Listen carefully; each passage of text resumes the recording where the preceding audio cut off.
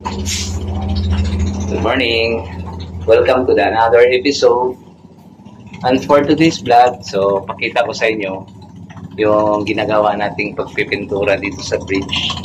Ito po yung finished product ng pintura natin. So napakalinis, napakaganda. Ayan, pakita ko sa inyo. Ayan, grabe ha? Diba? So this is the pilot house or bridge. Ito yung bridge namin. Napakalinis na.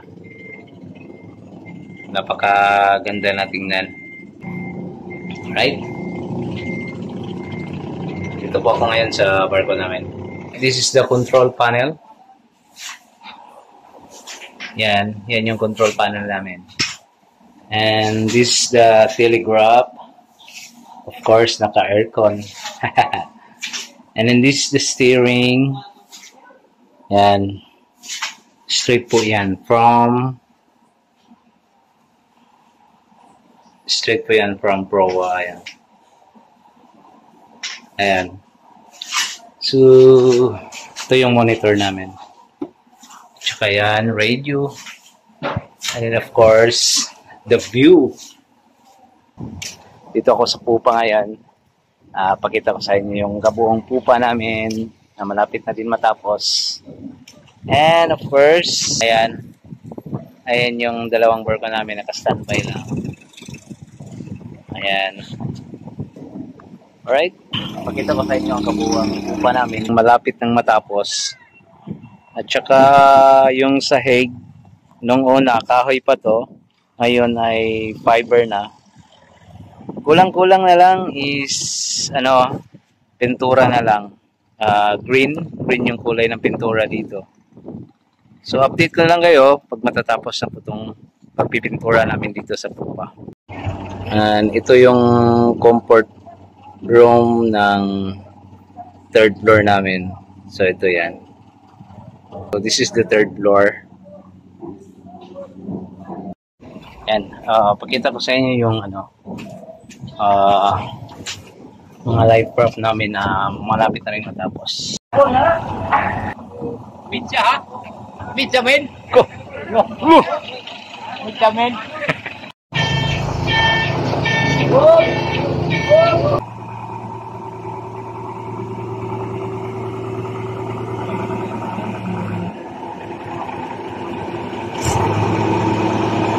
Ito sa taas. Yan.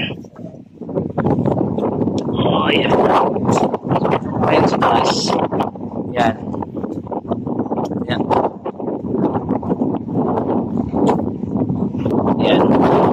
So, ito yung mga live prop namin na unti-unting tinatapos ng mga OS namin. So, ayan. Makita ko sa inyo bawat isang piraso nitong live prop is meron siyang apat na sa Bisaya bugsay. Ayan.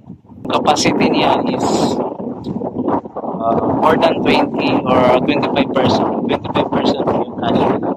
So in case of emergency, natin malalaman yung mga sakunang darating, lalong-lalo na sa karagatan.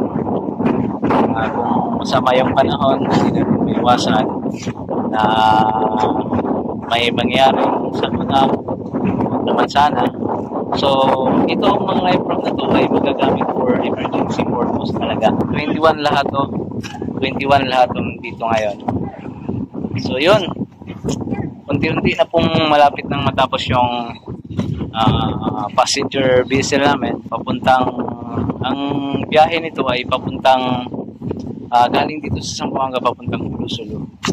So sa mga taga-Hulo, shout out sa inyo. Unti-unti malapit na rin tayo mag-operation.